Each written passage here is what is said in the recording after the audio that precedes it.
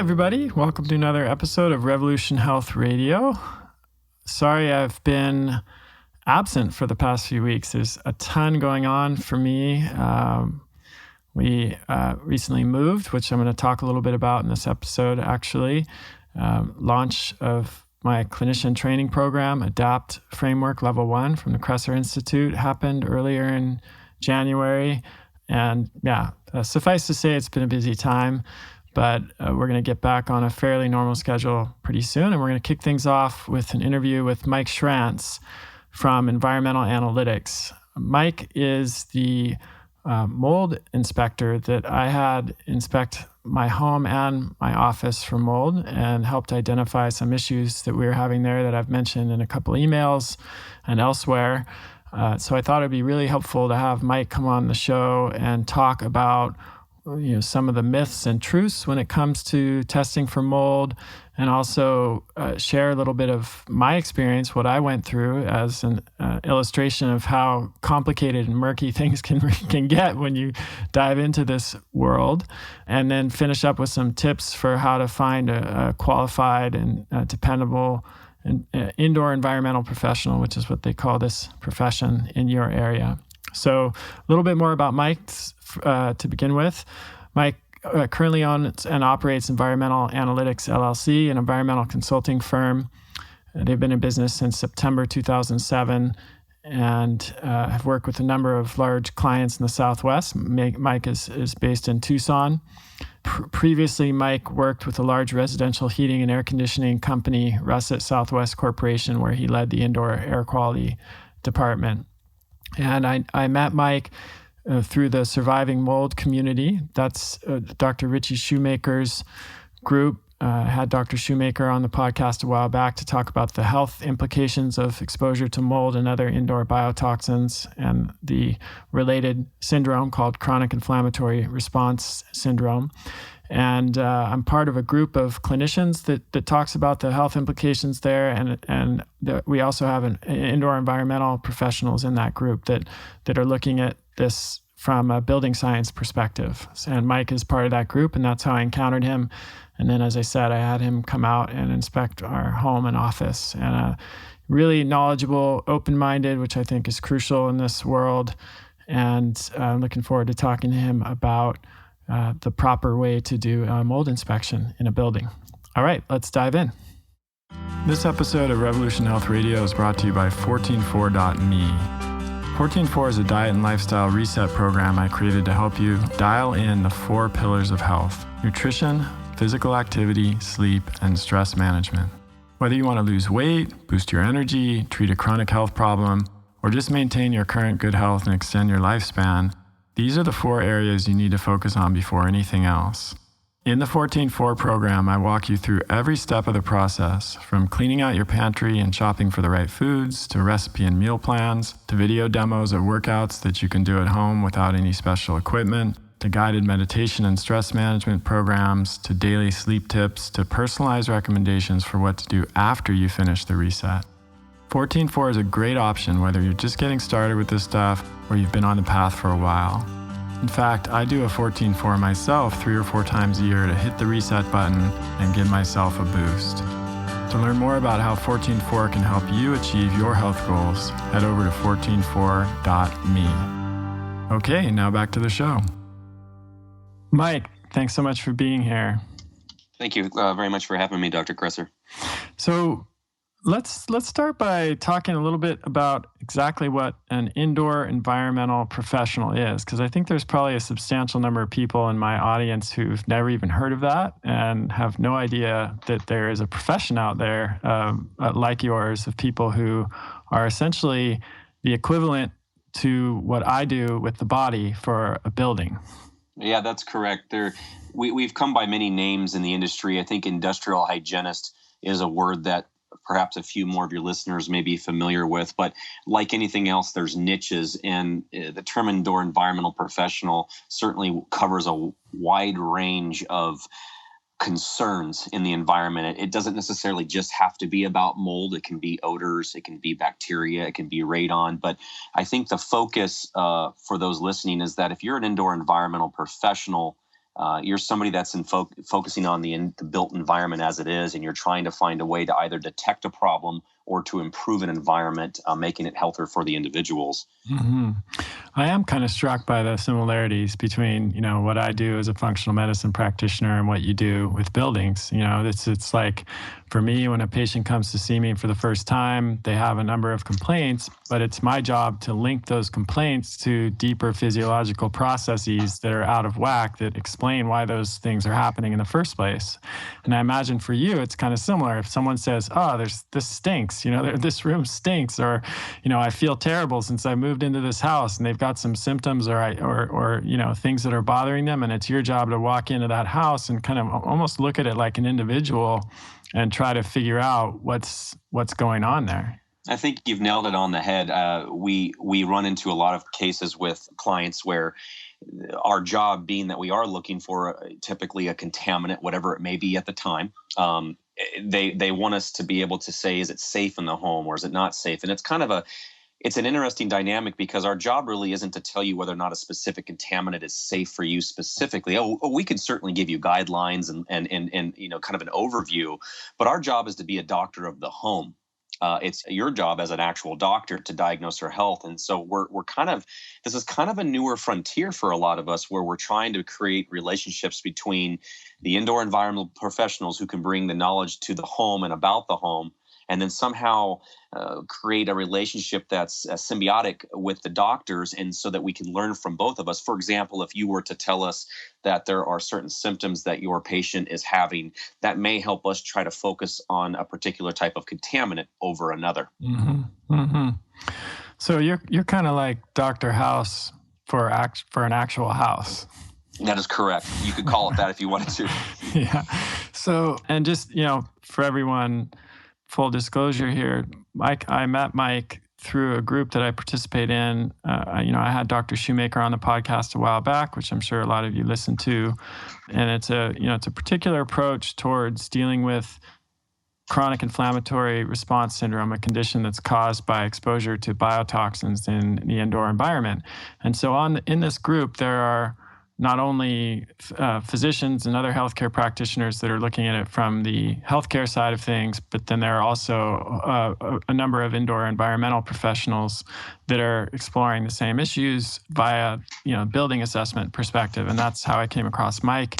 And we're going to spend the rest of the interview talking about the ins and outs of getting your home or building assessed for mold and other biotoxins. But we're going to talk about it through the lens of my own experience, because as many of you know, I've been dealing with mold and mold-related health issues myself and with my family for the past several months, which is one of the reasons why the podcast has kind of been on a little bit of a hiatus lately, because we just moved house, actually literally 2 nights ago. We just spent our second night in the new house last night. And so I want to begin by maybe dispelling some common myths about testing for mold and other biotoxins in the indoor environment. And then I want to kind of just go through my experience, which Mike has been with me for every step of the way, because I actually had Mike was the one who did all of the inspections for me for our previous home and our new home, and also my office where I see patients. So I figured it would be really instructive for me to share my experience, because it's been sort of a comedy of not a comedy of errors in the sense that anyone made any mistakes, but just almost a whole bunch of stuff that could go wrong, did go wrong, and we learned a lot. I learned a lot in the process, and I think it would be a really useful example for all of you of just how murky and complex this stuff can get, and just how inadequate some of the conventional approaches are, because they don't really take this complexity into account. So let's start, Mike, by talking about some common myths. And I'm gonna toss a couple your way and let you go to town on them. You got it. All right. So let's see. Idea number one. Let's say, I want to get my house tested for mold. I contact a local company, and they send someone out. They do a walkthrough of the house, and then they do what's called a direct exam air sample. So they set up air sampling device on a tripod, and they take a little air sample, and then that's the end of the inspection. That's probably, at least from what I can gather from talking to my patients and doing my own investigation before I hooked up with you, what about 80% of mold testing outfits are doing these days. So what's the problem with that approach? I wish we had 8 hours. Yeah, I know it's abbreviated, but I'll try to get to the bullets of everything, the bullet points. Air sampling is limited. When we're talking about mold, and we'll focus on mold, Chris can direct me other ways if he needs to, but when we're talking about mold, not all molds behave the same, first of all. What I mean by that is not all of them float in the air as much. Some are heavier, some are lighter, some settle out quicker, some are dry, some are sticky.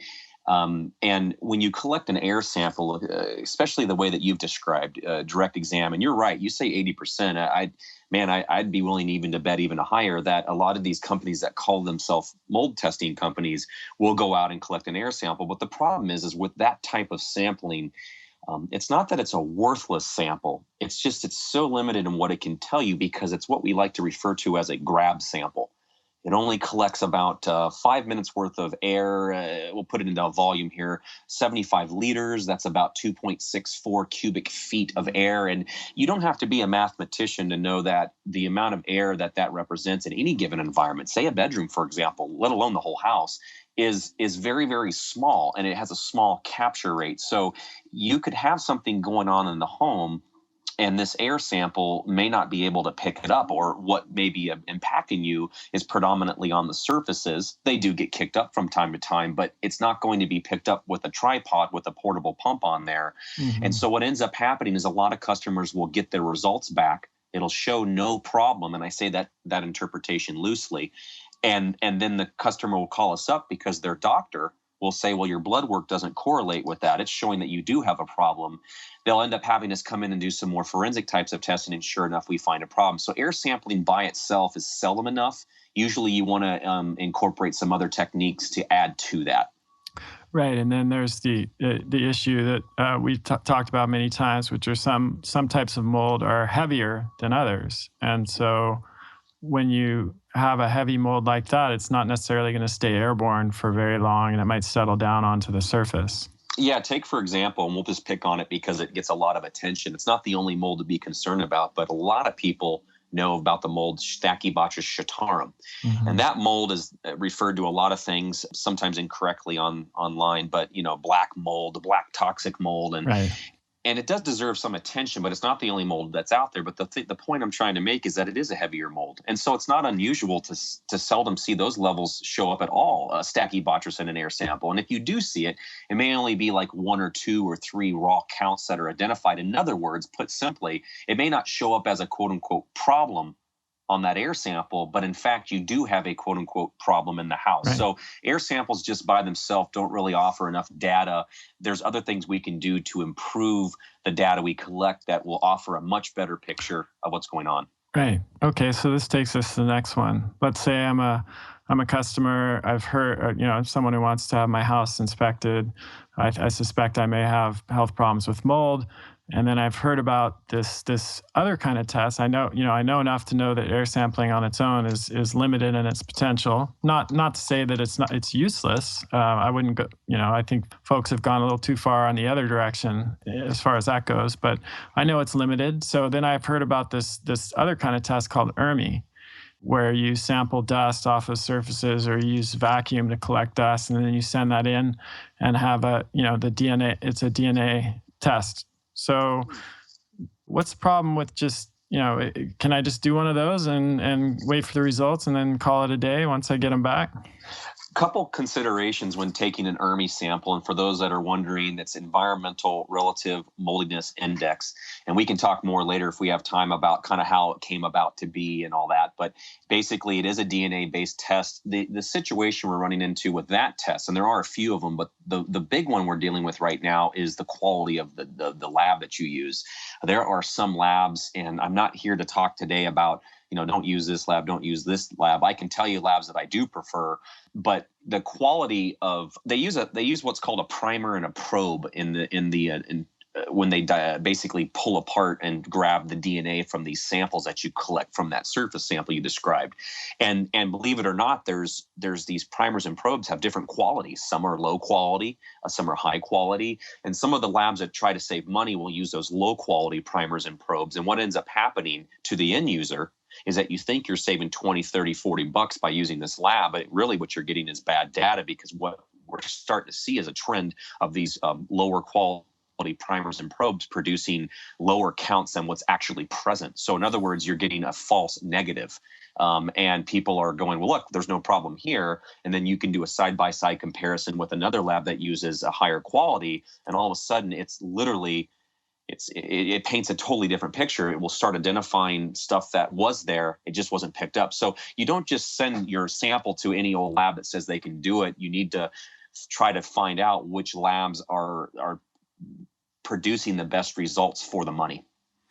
Right. So we know the lab's important, and we know we want to choose a lab that is using the EPA validated approach, because that's the one that's been studied. And if they're not, I mean, this is just for listeners, this is identical to what we talk about with lab testing for in functional medicine. You know, if there's a lab out there that's doing its own thing, it's come up with its own methodology, and that methodology has never been peer reviewed and never been validated and replicated by an independent third party that has no financial interest in that, you know, particular test approach, then we can't really rely on the results. And it's the same thing with the ERMI test. And so Mike's not mentioning any names, but I can tell you that I feel very confident with Mycometrics. That's the lab that we send all of our samples to, with our patients that we recommend. It's the lab I've used myself in my own testing.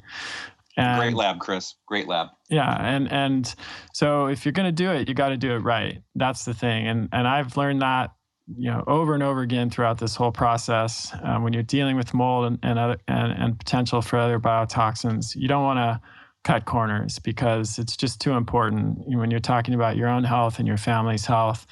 And believe me, I'm not insensitive to the expense involved in this stuff, because it's considerable. But at the end of the day, you know, spending 75%, spending 25% less for a test that's not going to have results that you can rely on doesn't make any sense. You might as well not do it. You'll spend thousands of dollars chasing a ghost. So you get it right the first time. Right. So we're using Mycometrics. We're going to do an ERMI. Can we just do one ERMI in the house and, you know, take a composite, take some dust from one room, take some dust from another room, take some dust from all the different rooms, and then send that in? And can we just rely on that as a conclusive word of for whether there's mold in the house? It was all good until you said the word conclusive. I'll give you a couple different thoughts here. And again, given my background and with the doctors like yourself that we're working with, you really are coming up with this relationship of what works best for the patient and also the data you're going to get and really wins. It's a timing thing. So here's the scenario I'll paint for you. A lot of patients, their doctors will have them actually collect their own ERMI sample. And usually the reason that we primarily get from that in the beginning stages is that it's a cost thing. Even if a patient collects their own sample, ERMI sample done by, say, we'll use Mycometrics, for example, you're going to spend somewhere between $325 to $350 by the time you get done shipping it and all that stuff to get an analysis. And that's a great starting point. And a lot of people will do a composite sample throughout the home to give you an idea, and remember that word idea, of whether or not you really have a potential mold problem, something that shouldn't be in the home. In your house. The problem that we're getting with that is that what happens if you do? Or what happens if the results come back and they're in that gray area, meaning it's not really showing an obvious problem, but man, it really could just be if it was just a little bit cleaner, the results were just a little bit better, I'd sleep easier at night. Well, believe it or not, those gray area results seems to pop up a lot more than the good or the bad, because the ERMI is an index. It's not meant to be perfect. It's meant to give an idea. So without a doubt, to go to your question, a lot of times, a single sample, ERMI sample from us, from the professionals collecting it, is not going to be enough. Usually you'll dissect the home into a couple areas, and we'll even collect an outdoor one as well. to get a better idea of what the true impact from it that the outdoors is creating versus whether or not it's coming from an indoor source. All right, so I think this is a good segue into talking about my own experience, and let's focus on the new house, Mike, Okay. because I think that kind of has almost everything that we need to talk about. All the maybe not everything, but it's a good illustration. Unfortunately, but yes. Yeah. So, listeners, here's just a little brief background. We recently bought a house because the house we were living in previously, we suspected may have an issue. The testing we did there was equivocal, but we, I have the blood markers, and our daughter has the blood markers for it. And I was concerned enough that I wanted to just get into an environment where I had complete control over the environment and could make whatever changes I needed to make. And we've been thinking about buying a house for a while, so I thought this was the thing that would push us over the edge and do that. And so we found a house. It was actually on the same street as our current house, not a big move. And it seemed, we looked at it, and it wasn't possible to have a comprehensive inspection for mold before we bought the house for a number of reasons that I won't go into right now. But so we bought it and it had, had the normal typical house inspection that said that it was free of mold. And Mike, maybe, you can say a few things about what those typical, I imagine those inspections that are associated with house purchases are even more limited than, having a full assessment. Yeah, I guess it depends on what day of the week it is you catch me on. Limited is a nice word. Right. They're limited. If you even get any sort of sampling, you'll probably get air sampling. And again, if it's not that if you're not one of those 24%ers who are especially mold sensitive or don't have the ability to rid toxins, that kind of a thing, it doesn't mean that if you're a 76%er that you're okay. It doesn't mean that you can't get impacted. And the problem is that a lot of home inspectors, their limit of knowledge is what they learn from a 2 or 3 day course from a mold class. And so they're going to go out there and they're going to look, and visually, if they don't see anything like black on the wall growing, they're going to tell you, I don't see a mold problem. But clearly, in your case, on the new home, that's the furthest thing from the truth. Yeah, exactly. So there was no visible mold. And, even just on doing more thorough inspection, there weren't any areas that were just obvious problem areas where you could see moisture water damage or moisture intrusion or anything like that. But, because I am treating a lot of this in my patients and I have concern for my daughter and my own health, I wanted to have Mike come out and do a thorough inspection. So Mike came out and did that. And, why don't you tell us a little bit about what we found initially, Mike? Sure. So to go back to the question before, then right into that question, you had asked about whether or not collecting one sample is enough. And, we like to collect more than one sample because it provides us more contrast. You can create smaller zones in the house. Like, for example, with yours, there's a small upper floor section, and you have your main floor below. So we separated out the house into actually some different areas. If I remember correctly, it was the upper floor was one sample. The lower floor, I think it was the kitchen and the living room, or maybe it was just the kitchen, was one zone. And then we separated out another section of the lower floor. And we did that based off of the layout of the home, any suspicions we had.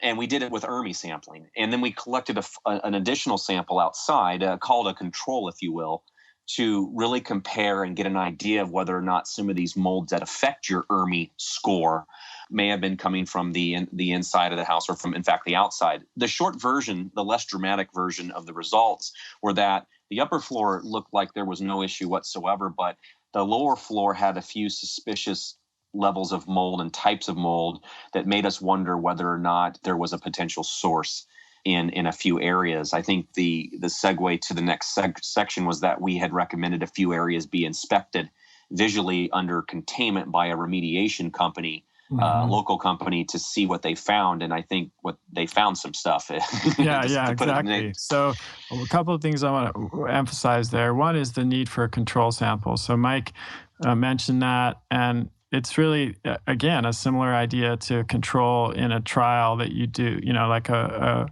clinical trial in medicine. But if you're looking at what's happening inside of a building, you want to know what's going on outside of the building, because no building is going to be completely sealed off, hermetically sealed from the exterior. There's going to be some communication between indoor and outdoor spaces. And if you see higher levels of mold, for example, indoors that is also very elevated outdoors, then you might suspect that that's a problem with exterior communication into the interior space. But if you see high levels of a mold indoors that's not well represented outdoors, then that maybe, particularly if it's a mold that's associated with water damage, then you might be looking at more of a moisture problem inside. Now, I'm not trying to step on your toes here, Mike, but just wanted to clarify a couple of things for the listeners, because this is something that we came back to over and over again in our And I'll tell you, not to interrupt you, but to complement that, and I'm actually glad you brought that up, because it would have been brought up by a couple of listeners.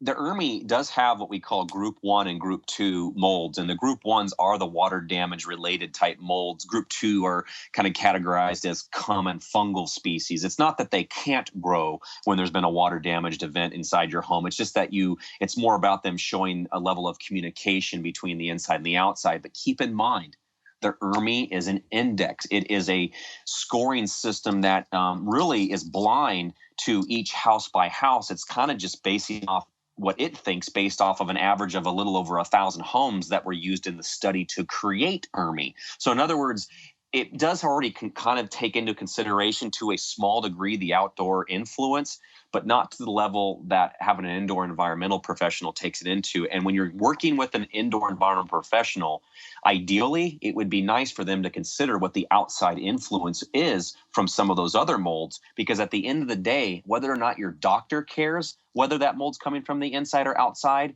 as an environmental professional, it's critical that we figure what the source is and where it's coming from, because it absolutely has all the difference and effect on what recommendations we make. Right. So important.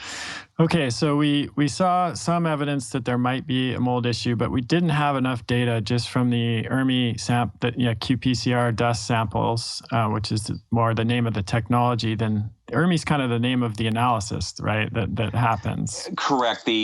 Technically, the analysis method is qPCR, quantitative polymerase chain reaction. There will be a quiz later. But the analysis, the interpretation of the data is called ERMI. Right. So we loosely refer to it as ERMI. It's not technically correct, but now you know the difference. Right. So easier than saying qPCR every time. Okay, so we knew there was an issue, and that was slightly disappointing, having just paid what we paid for our new house here in the Bay Area. But we had to look further, because my goal in this whole process is to create what I'm calling a mold sanctuary. There's no way to 100% guarantee that you won't have a mold issue, but I want to get as close to that as possible with this house in its existing, without raising it to the ground and starting from scratch, right? Right. So next step was to try to figure out where the mold it was and what was causing it. And so my wife had noticed during a rain that in the front of our house, the way it's designed, so Cape Cod style house, there's no overhang on the roof. And not only that, there's no awning over the front door. So when the prevailing direction of the wind and the rain, the water would blow right into the front door and just go right down the front door and pool at the doorstep. And so that was one area that we thought might be affected, but by water maybe getting into the house or into the wall there somehow. And then we also wanted to do further investigation in the kitchen, because the kitchen was the area that some of the ERMI results were a little bit elevated. And so what we did was we had a local remediation company come out, put up a containment, which means they seal off that particular area from the rest of the house, so that if there is mold, it won't communicate to other parts of the house. And then they did what are called cavity samples. So Mike, maybe you could talk more about what those are. Sure. So a lot of times, like any technician or professional, they have tools in their toolbox, so to speak. And one tool that I actually use on a regular basis is a wall cavity or cavity sample. And what it is you may have an area, say an exterior wall that's suspected to have been contacted by moisture, water, something. And ultimately the concern is, hey, maybe there's mold growth in that cavity. And ultimately the concern from that is, well, can it communicate into the environment? And the assumption is yes, based off of building sciences. So what we'll usually do with wall cavities is we will drill a hole about a 3/8 inch wide in diameter and allow access for a tube to hook to a cassette that is then air is drawn through, and we sample that cavity. So it really is kind of like an air sample. We're using it differently. I know we were talking down on air samples not too long ago, but in a confined space like a cavity, they're actually ideal because what you're looking for when you drill that hole in the wall cavity is to see if there's mold growth. One way to do that is when you drill a hole, when you put that tube through there, if the wall is disturbed and there is mold in there, it will pick up that mold on the cassette. You send it off to a lab. The lab interprets what's on the cassette, and then we're able to read from that and determine whether or not there appears to be microbial mold contamination in that cavity that you sampled. Right. So we did these cavity samples, and in the kitchen, there was a slightly elevated spore count, and the area near the front door, on one side of the door, I believe, if I recall, there was an elevated spore count. But so then we knew we had to do even more investigation. The next step after this is to take off a piece of the wall while the area is still in containment to see if there's visible mold in the wall cavity. And so we did that on both sides of the front door. Also disconcerting once you've just bought a new house to start ripping pieces of the wall off, but that's how it had to be. You had a great attitude. So we ripped the wall off, and then under the sink, which is where the count was a little elevated in the kitchen, we took off the back panel of the sink and had that investigated. But during this process, there was a period of 3 or 4 days of very heavy rains, and just being over at the house after 3 days of those rains, my wife and I were standing in the downstairs bedroom and noticed that the wall was kind of buckling out a little bit to the bottom right of the window. And I put my hand on it and I could feel it even a little bit damp, and it was a little bit squishy when I touched it. And I was like, uh-oh.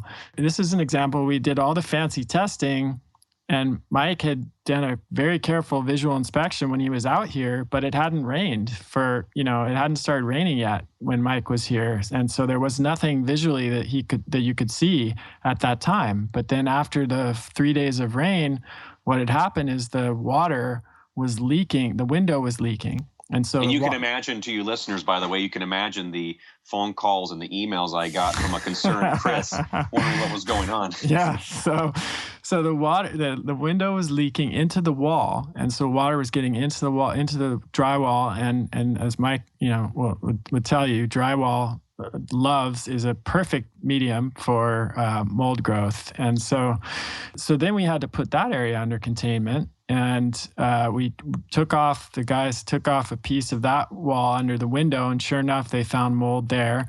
But they saw that the mold was continuing beyond the little piece of the wall that they had taken off. And this is where the remediation company plays the game that they call follow the mold. So they basically have to keep removing the wall until the mold stops. And then even then, it's typically recommended to go a little bit further so they're sure that they got the end of it. And so they continued removing wall, and it was actually going up the wall, and they ended up removing the entire wall on the west side of the house above the window, and saw that there was mold above the window. So then that was a question mark, because obviously windows don't leak up. Gravity takes care of that. So the explanation of the window being leaky wasn't sufficient to describe why there was mold above the window. And the remediation guy that I was working with, maybe that's a future podcast, we were there during a rain, and he said, let's go take a look at the gutters. So it's pouring rain. Some of you who live in the Bay Area know how hard it can rain here. We're standing out in this pouring rain on ladders, climbing up and looking in the gutter. And when we look in the gutter, we see that it is completely full, almost to the point of overflowing with standing water. And this gutter was very old. I think the house was built in the 20s. Again, Cape Cod style house. And back then, they used to actually build for this style of house, at least, they would build the gutters into the actual structure of the house. So it's made of redwood. It's hollowed out like a canoe, and it was part of the structure of the house. And what had happened is two things. Number one, the gutters hadn't been cleaned regularly, and so they were full of debris, and which was preventing the water from draining. And number two, the flashing between the gutter and the house that would prevent any water from getting from the gutter into the house had broken down. And so what was happening was the gutter was filling up, was not draining properly, and water was overflowing right into the wall of the house. And Bill was on the ladder, the remediation guy I was working with. Let me back up. When we were looking at the inside of the wall, we could actually see little rivulets of water going down the siding of the house once we had taken off the wall. And when Bill was on the ladder and he cleared the gutter and the water drained through the downspout, the little rivulets of water stopped. So we actually got visual confirmation that was what was causing the entry of water into that section of the wall. So finally, after a lot of testing and we I think had figured out what was causing the mold problem that we found, and this is what I want to emphasize. In all of the testing that we did, the testing just pointed to a problem, but the place that ended up being the most significant issue was something that was not identified with any of the previous testing, and that we actually found by good old-fashioned visual observation. Yeah, it's hard to ignore, and I do mean that. It's hard to ignore that testing by itself doesn't always cut it. You need to, and we can save this for a little bit later so you can finish where you're going, but to say that visual is in some parts of this just as important, dare I say, slightly more important than the data itself. You can't take away from what you guys found after the fact, and in our sampling wasn't pointing at that location at the time we collected the sample. Yeah, and this is not a static process. I think that's the other thing I learned. Like, you don't just inspect once and that's the end of it. Because Mike was there, he inspected, and it was fine. And then after the rains, it was not fine. And you know what? We could have come back after the rains, change a few variables to your story, and maybe we had found something. But it's a dynamic process, and you always have to be paying attention. Exactly. Okay, so unfortunately, this was not the end of the story, though. No. We're just getting started. No, we're not. We're not getting started, but we're about halfway through. So, next step, is we found the mold. They do the cleaning, it's an extensive remediation process to get rid of the mold, and then they do a cleaning process afterwards, which involves damp wipes and things like HEPA vacuums. We're not going to get into it. And then you have to do a retest, of course, to make sure you've got clearance, the mold has been dealt with, and you can move on to putting your house back together after you've just pulled the walls off.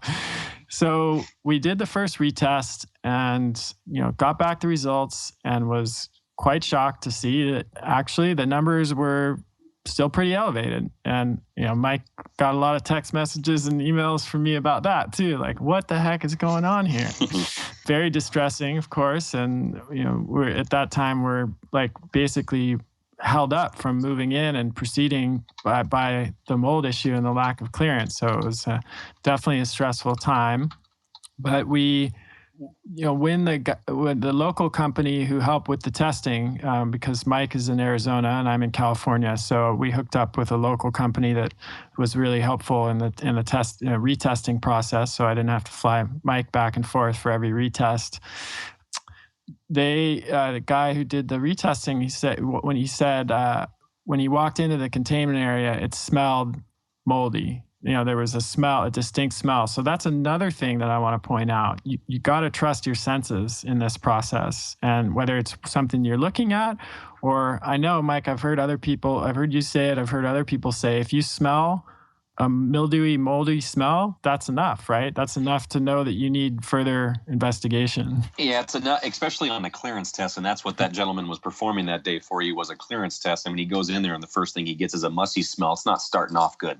Right. So got a musty smell. And so we did the retest. The retesting failed. So then the next step was to figure out, what is going on here? Why, it was extensively cleaned. The visible mold was remediated. Is it communicating from, a different place from outside? There were actually, without going into detail, again, old house, there were some holes, vent holes in the siding, and there was some communication from, there was a kind of a hole at the bottom of the wall cavity that was kind of going into a subfloor area. And so we thought that might be part of what was causing the problem. And so we had all those areas taped up, sealed off, and it cleaned again. And then we decided to take off a few sections of the other wall because the gutter wrapped around the house. So the whole wall that we took off was the wall that was underneath the rain gutter that I had mentioned was a problem. But the gutter kind of wraps around the house. So we decided to take part of the wall off underneath that section of the gutter. And not to interrupt, but before you say that part right there, I think just for the listeners, the reason why we had made that judgment call is you're this far into it at this point.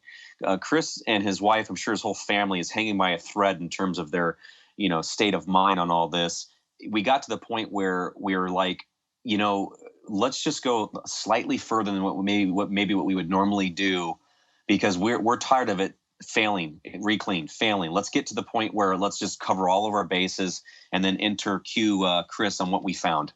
Right. So when we removed that wall, sure enough, we found more mold, actually top to bottom under that wall, because that was actually the part of the gutter that was right near the downspout. And so, when it had backed up, it was overflowing into that section of the wall as well. So to an extent, it was a relief to find that, because it explained why the retest had failed. It wasn't something that was just nebulous. So then we had to do more remediation of that section of the wall, and then a cleaning, and then another retest. And so we did the second retest, and I thought, oh, great. So I started, making plans to get the contractors in there to rebuild the house. And I, hired the moving company, set the move date, and we got the second retest results back, fail again.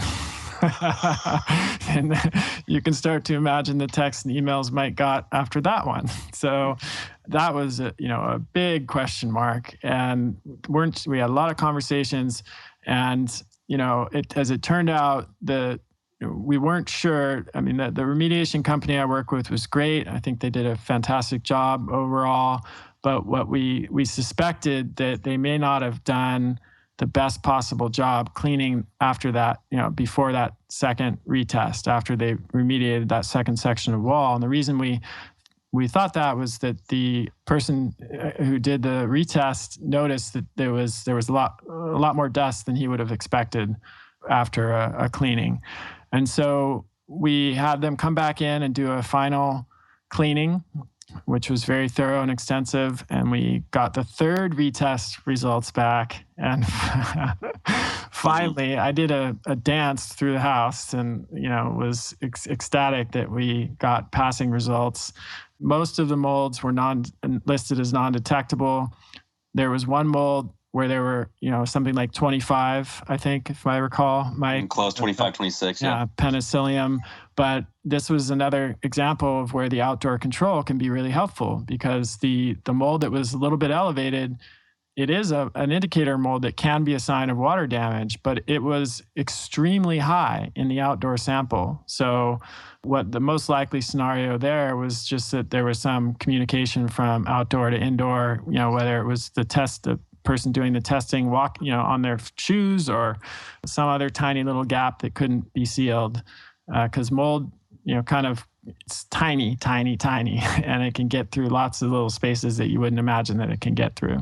I'll tell you, from 800 miles away from where I live, from where you live, it was really stressful. I certainly am not trying to put myself in your shoes because you were the one living it and experiencing it, but it was frustrating because boots on the ground are key. Having that professional to be there is key, and I wasn't able to be that role in this particular situation for the entire project. And I can tell you that I think both of us, I know you said you earlier, we both learned a few good lessons, not just for our own project and what we experienced, but also to help people in the future to try to minimize that so they don't have to go through the same, is nightmare too strong a word? No, I think that's accurate. So yeah, it was an Yeah. experience. It was a great, an experience that I'm, to some extent, I'll look back at this. I'm still a little too close to it to look at it with 100% gratitude and appreciation. Right. But I know, certainly through my own experience with chronic illness, everything that I learned in that process, I've been able to use that as kind of grist for the mill in a way that I can help other people. And I know that this, with this experience with mold, will be a similar one to that, both from on the health side, everything I've learned in my own experience with it and treating patients, but also now from the building science perspective. I know now a lot more about building science than I ever thought I would in my life. And it's actually fascinating. I'm thinking about a career change, Mike. Oh, you're welcome.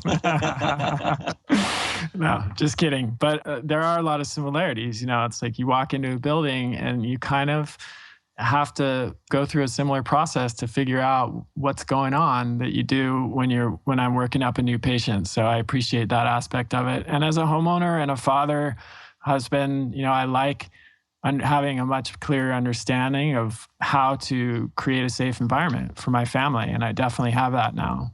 Absolutely. So let's wrap up by, I know a lot of people after listening to this are going to feel like, hey, wow, I really, I think I might be dealing with mold. They've read some of my articles or listened to my podcast. They're concerned about their own family, and they know they want to have their house inspected, but they don't know what to do because, maybe they call up a company locally and they ask them what they do, and they say, we do a direct examination air sample and a visual inspection.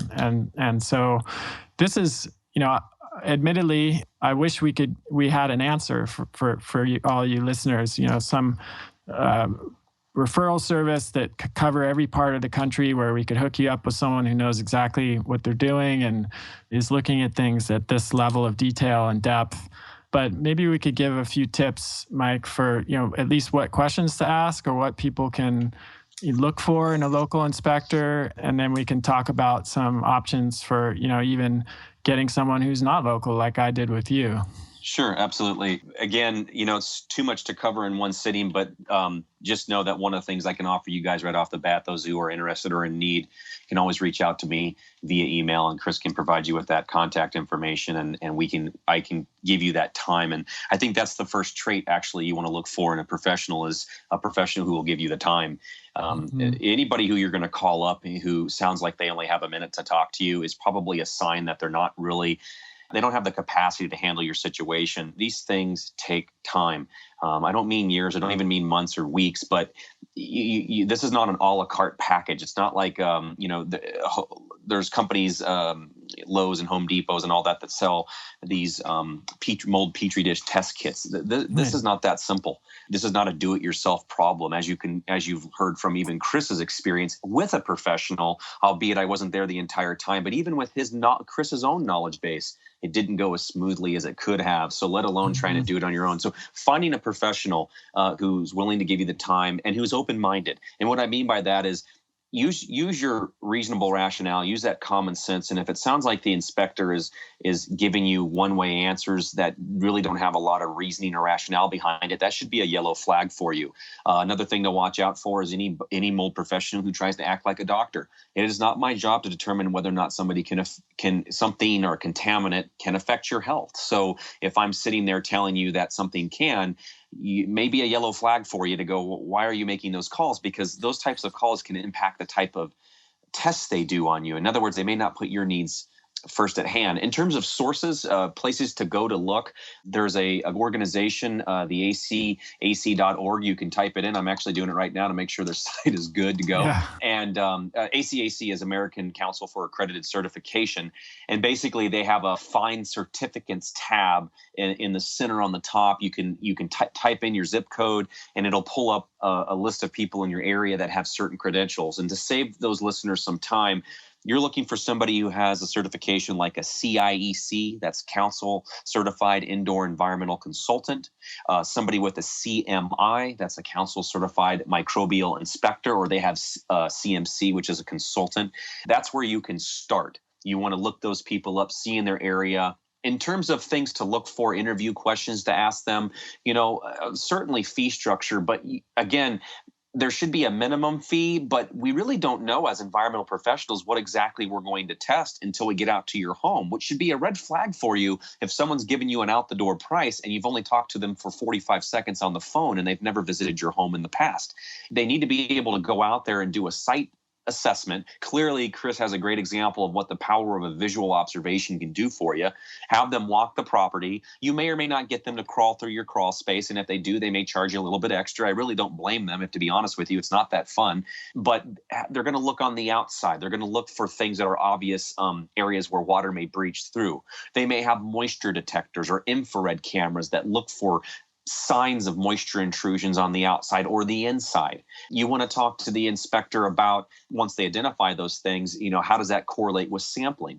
If they're asking you questions of, do you have any health symptoms? What are they? And they explain to you the differences between, say, for example, direct examination type sampling versus ERMI sampling, which we talked about earlier. That's a good sign. At the end of the day, we can't provide you with a list of questions to ask the person that's going to guarantee that you're going to get the ideal setup. So to get you started, I would take advantage of the comments and the direction I have given you, but always know that you can always reach out to professionals like myself. There are a few of us, and we're more than happy to look up somebody in your area and see if we can get you in communication with those professionals, because at the end of the day, these certifications are minimums. They're what I would call the minimum requirement to get their foot in your door, but not necessarily is going to be a guarantee that they're going to give you the most comprehensive job that you would want. There are so many different disciplines in indoor air quality and environmental professionals that you may have a professional come out there who is an expert in radon, but that's not exactly what we're talking about right now, is it? So you taking the time to ask the questions, what is your background? What do you know about mold? What can you tell me? And then go to places like survivingmold.com. Go to places like my website, environmentalanalytics.net, and look up and see if what they're saying is consistent with what we know about mold. And then I would say start from there, and always know that you always have an extra resource, like I've mentioned a couple of times now with myself. I'm happy to help you out. That's really generous, Mike. And I would definitely take Mike up on that. He's been extremely helpful to me throughout this entire process. I don't know what we would have done without him. I know for some of you, you may just want to cut to the chase and have Mike come out and do your home as well. And I wouldn't blame you for that, because it's a real kind of a minefield and a Pandora's box. It's another one of these areas where there's a lot of controversy, there's polarized arguments, heated debates. It's really difficult for a consumer patient who just wants to find out if they've got an issue in their house. They don't want to get involved in all the philosophical debates and get embroiled in that. And so for me, that's kind of why I decided to hire Mike and have him come out, is because I felt comfortable with his approach. He was open-minded, not really dogmatic like some people can be. And the stakes were so high for me and my family that I needed to have complete trust in the person that was doing the investigation. So wherever you are, if you can, start, if you have someone locally that you feel confident in, that's awesome. That's obviously way more convenient and it'll be cheaper.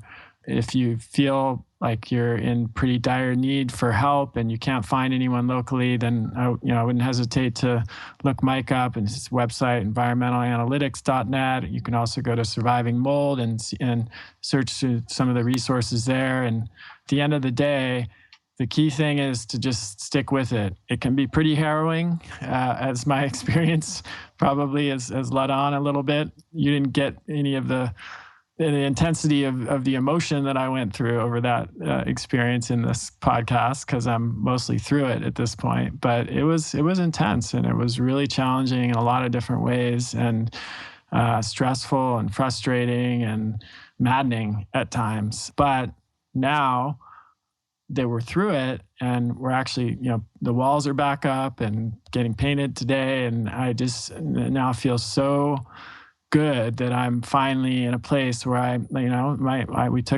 we slept in the house the first night on Saturday night, and I knew, putting my daughter Sylvie to bed and just knowing that she was going to breathe easily and wake up the next morning without not being congested and having the symptoms that she has before when she was exposed to mold there's really nothing I wouldn't do for that peace of mind. Absolutely.